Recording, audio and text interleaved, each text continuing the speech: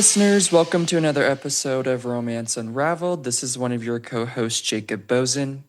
And this is your other co-host, Chris. And for this week's episode, we have our guest, Jeremy. So Jeremy and Jacob, I think, have known each other for a while. I think they met a while back. I just met Jeremy a couple months ago when Jacob was about to leave DC. So I've only known him for a short period of time, but we're glad to have him here. And so before we get into his story, we'll let him go ahead and introduce himself, tell us a little bit about himself, and then yeah, we'll just jump right into it. Well, I want to say something about how Jeremy and I met. So, we actually met on a Hinge date, and we really bonded over our mutual hatred of the professional scene in DC. So, Jeremy, let's have you introduce yourself. Yes, thank you for having me on. My name is Jeremy. I'm from Virginia, but I was recently in Paris doing grad school, moved to DC working in trade policy at the time. Wanted to work in international development like Jacob. Alas, that concept doesn't exist anymore in the US, unfortunately. Um, but yeah, I'm in DC now, and it's been great meeting people, including both of you. Thanks for having me on. I think I do have a dramatic story that could be useful for this podcast. Um, Amazing. yeah, Let's get into it. let's do it. Okay, so I think it's a story of audacity and the folly of love bombing. So it was actually the first day that I moved to DC. I went on Grindr, of course, and I was talking to this one individual.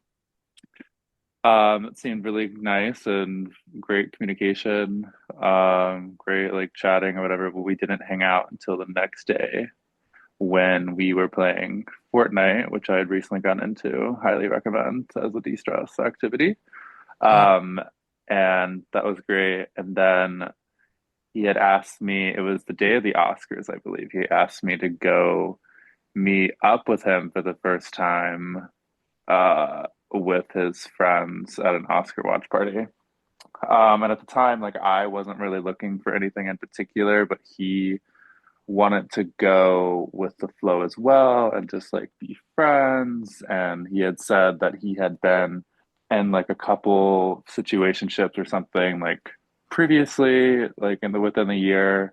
This was like March or February, I guess. I don't know when the Oscars are anymore, but yeah, so that he had like taken things too quickly, so he wanted to go with the flow and like be friends. So that's so weird to me because when it's a red flag in my mind now when people do this, because I've heard it over and over again and it always turns out bad. When you meet them and then the next day or even the same day, they're like, oh, let's go hang out with my friends. That to me is a mechanism of love bombing in a way, and it signals a red flag because they're moving too quickly, but they're more obsessed with the idea of it rather than the actual thing. But keep going. Yeah, no, totally agree. Um, Fully did not recognize that going into this. But at the time, like I was wanting to make friends and like meet people because a lot of the people that I knew in DC had left already. So it was it seemed like a great opportunity to like hang out with someone who I thought was attractive and nice and maybe had compatibility with, and then also made friends. Anyway, we go to the party. It was pretty nice. His friend was like very sweet, very explicitly like into me. So it was like great. So I have like the friends approval or whatever. But since that party, we just like started hanging out and talking basically every day. Because he lived like basically like a 4 minute walk from my apartment. So that was also like kind of like a good and bad thing. Like I never had that before. B, it was like kind of like a reliance. Like I was hanging out with him and like spending so much time with him in the early phase of me being in DC that I think I set myself behind. Um, Not like behind, but like I had just was not adequately like spacing out my time. Okay. Um, but yeah, so I going into this was not looking for anything in particular, and he also was wanting to find something meaningful eventually, but wanted again to be friends and then also potentially be in an open relationship. And that at the time, like I don't want to be in an open relationship, I don't think, but I'm not like super opposed to it. Oh, And I'm very opposed. That would have shut down right there for me. I would have said, go straight to hell. yeah, I mean, like, but that's the thing is like, if someone has like a negative, like, I'm not gonna immediately be like, no, when you have like five other positives at the time, Oh, I you will. know. I will. I guess I gotta be like, I don't know. I don't really date that often, that's the thing. So I'm just like, Here's the maybe thing more. with this though, is it's different. Let's say someone has, I don't know, a bad habit or something. Let's say they vape, if you consider that a bad habit. I do, but some people might not. Are you But calling me out? oh, I didn't know that you did. Well, I guess I am. Oops. Um, but the open relationship thing, that is a major, it's not just like, oh, they have this weird thing that they do. It completely involves you and it's not good. These things never last. They never last. And they're horrible. Like seriously, like we could get into that a little bit more, but I won't. But that's just my perspective. I would completely kick him to the curb there, but let's keep going. Yeah, I mean, I'm totally down to have another podcast about why open relationships are mentally unwell, a health crisis. But no, I had asked him actually like why he wanted that, and apparently he had been in a long-term relationship that became long distance, and he was like, I think I stayed into a relationship like 2 years longer than I needed to be like with someone I didn't like. And I was like, oh, actually, that's like kind of bad. Like, but I'm gonna ignore that, I guess, because F it. So yeah, we keep going. We keep seeing each other every day. He was very chivalrous and like sweet. And like since I didn't know, I'm in Arlington and like I was like still learning my way around the area, so he would like show me where to go and like the road stake and like wherever we were doing. And so he ends up going to Austin, Texas for a bachelorette party, and he has this kitten that needed to be taken care of. So I offered to do that because I have a cat as well. I like cats, and I was like, well, this seems like a nice thing to do for someone that I've spent like the past like 3 weeks with, like every day, whatever. And it seems easier than him having to go all the way back to Baltimore to drop off a cat. So I did that out of the good grace of my heart. Unfortunately, I don't think I should have because I feel like it was like a sense of like control or like me being taken advantage of because the kitten was like literally heinous for one. He like was continuously attacking my precious being of a cat named Leo. Um, yeah, so I had like helped him like pick up all of his stuff for the cat, like helped him pack. Like he like spent the night at my place because his flight was at like 5 a.m. So I had to drive him to Dulles at like 4 a.m. with yeah. So that was a lot for someone I had just met like 3 weeks prior. But I was willing to do that because I was like, I would do this for my friend, and I don't know if we're still friends or if we're not friends because at the time, like we had done like intimate things, but we never had a conversation about any of that. So I would make jokes that like, oh, this is what friends would do or whatever. He gets back from the trip.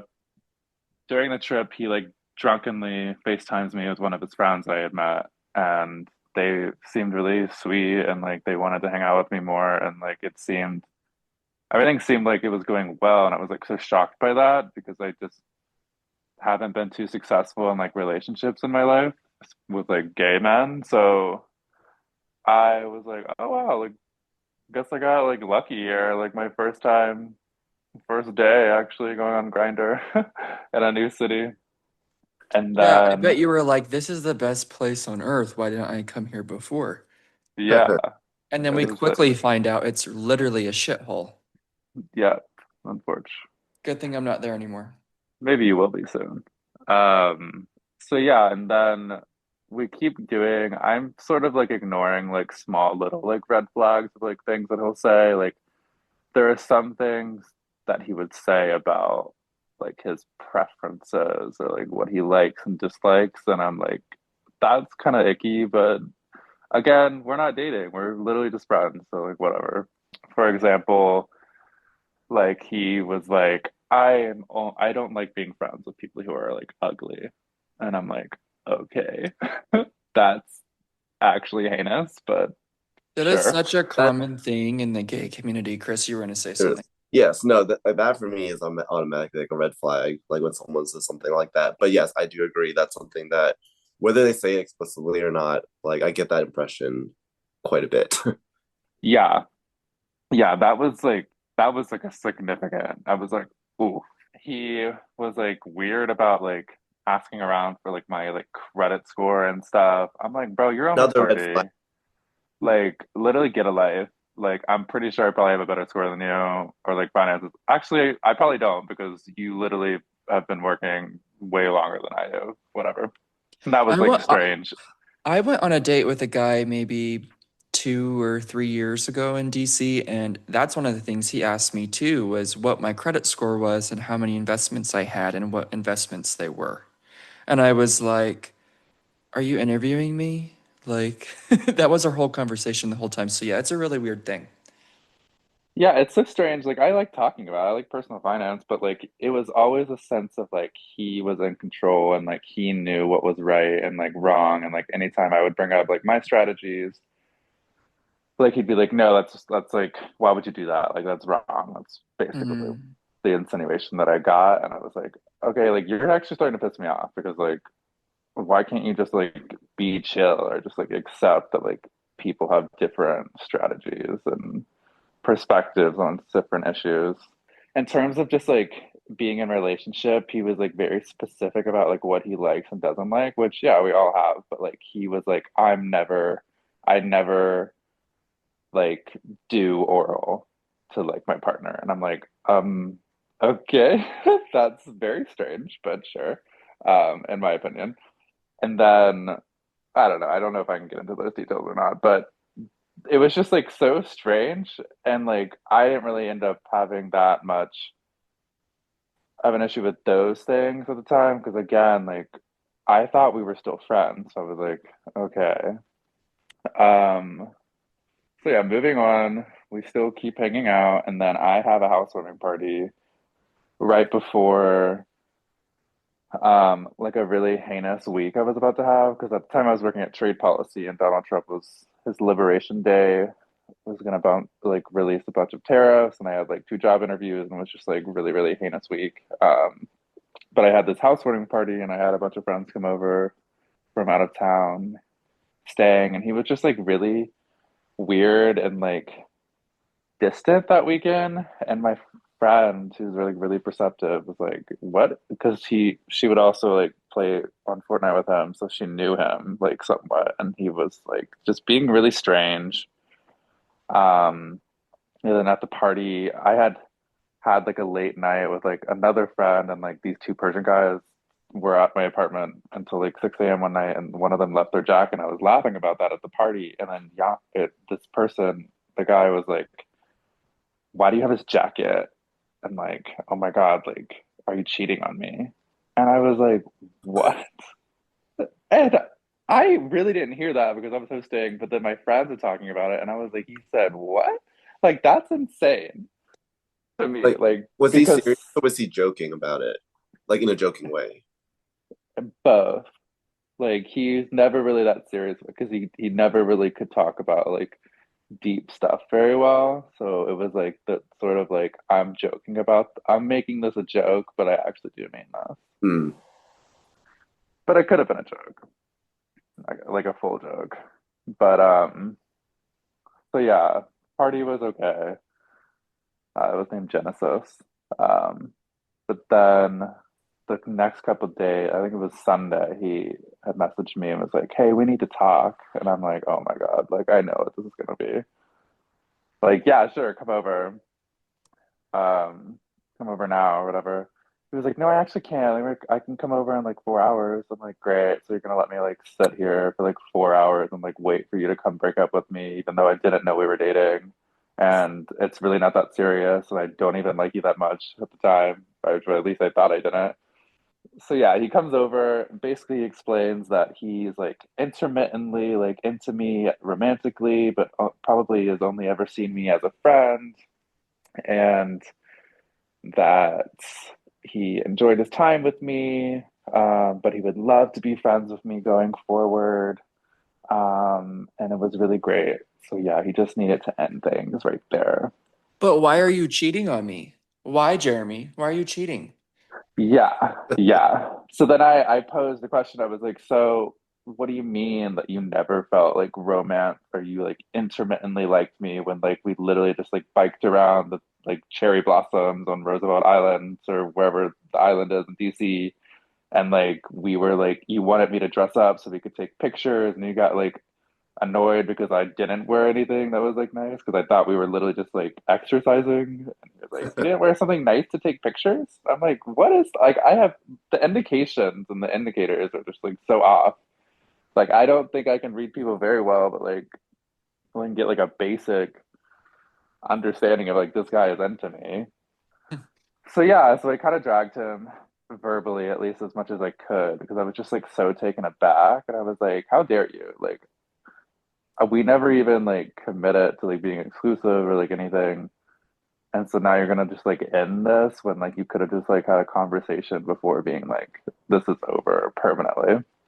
And then he asked if he could like I kind of just like stopped talking and like opened the door and then like pointed to the door, and then he got up and he was like, do you want a hug? And I was like, literally F no. I don't want a hug.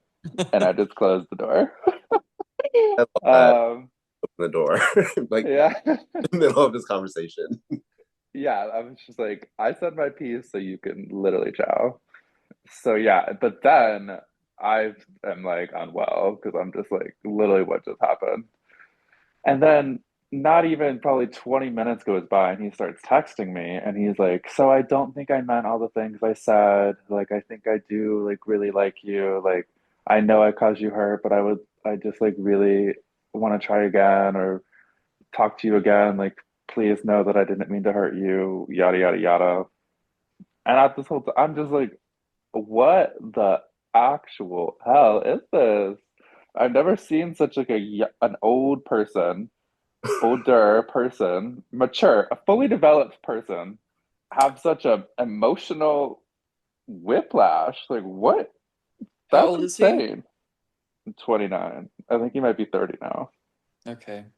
So yeah, that was that. I didn't answer him for like the next day, and I was unfortunately willing to try again because I I'm like maybe more forgiving of people who have like unresolved like emotional trauma, which I know I shouldn't be. Like that's like an individual's own responsibility to work through. But like I recently went through a lot of like self-growth a couple years ago, and I was like, sometimes you need someone to like spur you on. So like, sure, I'll do that because like I didn't mind being with him. Like he was probably the first person that like I thought I had a mutual compatibility with, and I didn't hate being in this person's presence for more than 2 hours. So I was like, yeah, that's enough for me, I guess. Like I don't hate you after literally eating with you once. Um, so yeah, I texted him and I was like, I just like need to make sure that like you're actually willing to like try this or whatever. And at the meantime, like all my friends are like literally F no, like he sucks. He's not even that cute. Like literally chow. Like he's like sucky. So I like secretly like met up with him again. Um and I the moment I got into his car, I just like knew that it was just like not for me. Like I just knew that I had to get out immediately. But I stayed just for like cordiality. But I would just like I had this sense of just like dread and like self-disrespect of like getting into that car because I was just like, I'm not I don't feel like empowered. I don't feel like I have agency. I don't feel like I'm respecting myself being in this car because like I know he hasn't changed and I know he's only doing this because he felt bad about like the shitty things that he did. Isn't that funny how our bodies warn us? I mean, I've had a few same experiences, and when you go back the second time, your body knows. Like it knows what you're walking into, and it's like a protection mechanism to keep you away. Yeah. Yeah, I 100% agree, Jacob. Like there have been multiple situations where like even before I met up with a guy, like my body was telling me something. So I really like try to listen to my gut right now because like it's like even before like there's something off and like I know it and then I'm always right. Like I go there and I'm like, I wish I hadn't done that or I wish I hadn't met this person. So 100% listen to your body. But yeah, I was just kind of like aloof and like not that very like communicative during like we just had gotten I think we were getting like food or something at Silver Diner late at night. And yeah, I try to communicate as like I mean, I think I was kind and polite, but like I was expecting him to like put in more like enthusiasm or like maybe like actively try to like apologize or like even acknowledge the situation. But you know, of course, because we don't own up for our own mistakes verbally or in person, only over text. And yeah, he had told me that before actually that like he can't communicate. He's it's easier for him and he like prefers to communicate emotional stuff like over text, which fair, like I like we all like some of us like and prefer to like write out our grievances and like communicate that way. But like you can't do that always, especially with your partner. Yeah, that's so Yeah. bad. Yeah, it's so unhealthy. Like Jesus Christ, like literally grow a pair Yeah. or even grow some ovaries, like one of the other. Um, so yeah, takes me home and then he like texts me the next day. Or I think we like continued to text a little bit, but it was just so off.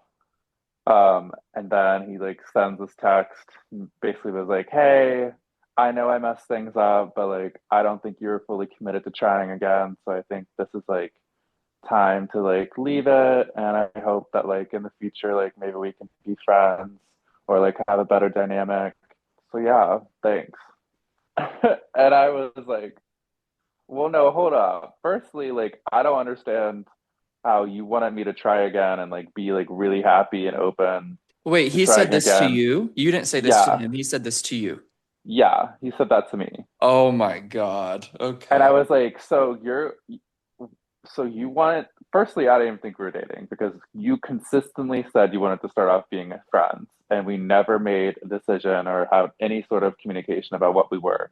Secondly, you ultimately want to be in an open relationship, but you are incapable of communicating, and Well, you that have a doesn't matter for jealousy these people. and you have a jealousy problem. So like what are Mhm. you like are you stupid?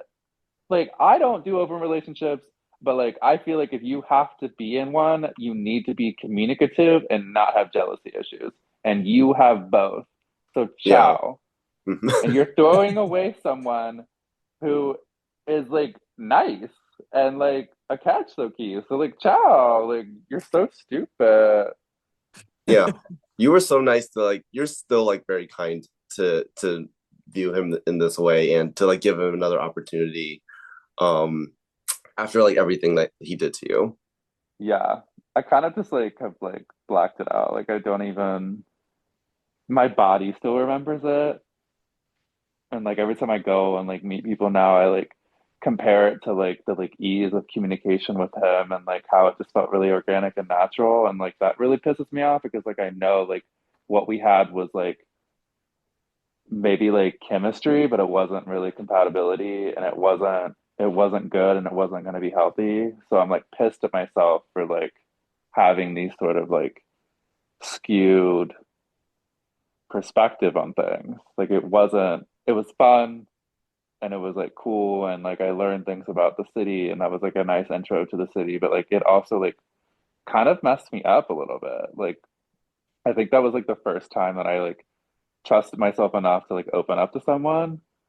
I was like a Scorpio. That's what And I am. yeah, a Scorpio was like aborted attachment. But yeah, so I think that was like another reason why I was like super pissed. Like I wouldn't have done all of this or like even been this open to you if I had known that you were just gonna like be so fickle. But say Yeah. Livy. So, did it just end there? Like, did you just cut him off and did not respond, or what did you do?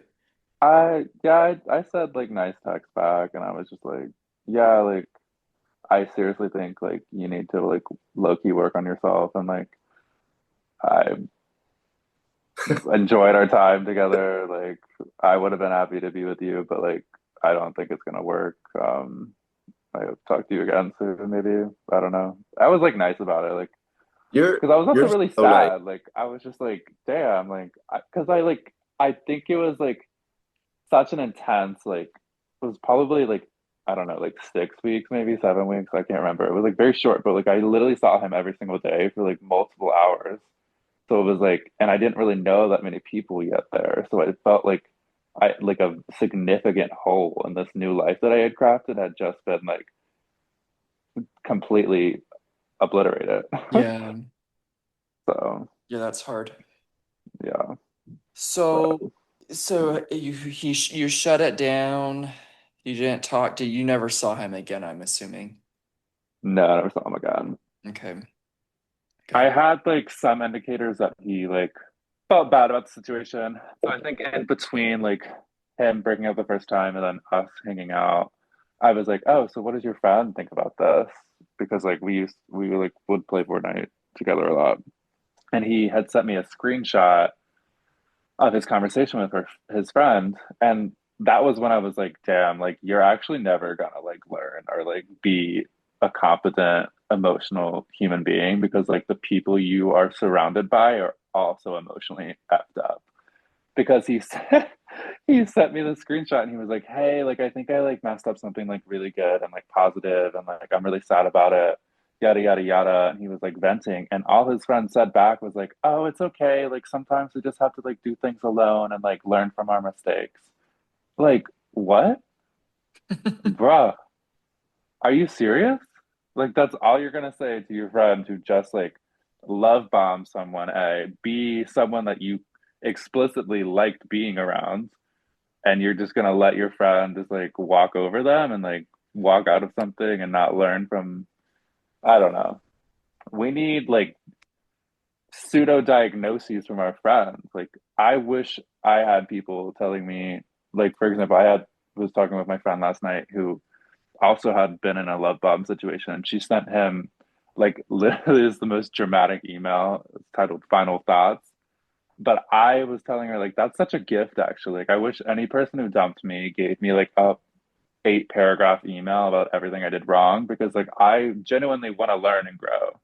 But I don't think he's capable of doing that. Yeah, it doesn't No, seem like it at all. Yeah. considering like he acted exactly the same way, like he kind of like told you like in the beginning, like that was kind of how he is, and he kind of like did the exact same thing. And it's hard to Yeah. see it until like you look back and you're like, oh, this is exactly who he said he was. So Yeah. Yeah. Like who says like insinuates that like because he had his lease was ending. He was like, yeah, we could just like move in together. I'm like, bro, this is day 3. oh no, I literally don't know your middle name if you even have a middle name. Like, 100% hello. looking to take advantage of you, like whether it was, you take him to the airport or taking care of his cat, and like 100%, I think from the beginning, that's how he kind of viewed you. Yeah. Well, it's because people are more in love with the idea of things rather than the actual thing. I think that's the main, problem in this is he was probably more obsessed with the idea of being with you and having that sort of relationship. And then when it actually came to it and he actually had to show for it, he's panics and runs away. It's Hmm. It's an avoidant attachment. That's what it is.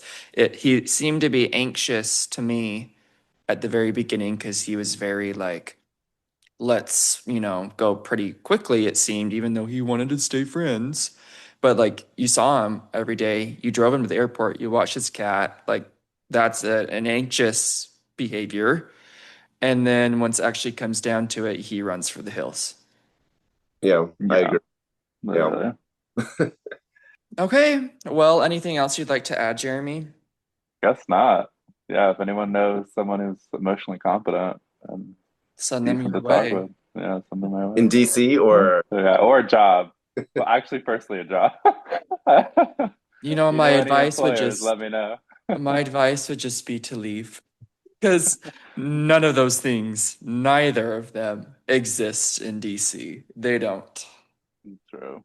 So, okay. Well, thanks for coming on. For our listeners, as always, make sure you subscribe and save. We're streaming anywhere you can get your podcasts. Make sure you rate us as well. We expect nothing less than 5 stars, of course. Follow us on social media. It's Romance Unraveled on Facebook, Instagram, and TikTok. And then if you have a story that you would like to share on the show, you can message me directly on one of the social media platforms, and I will get you scheduled to come on. Until next time.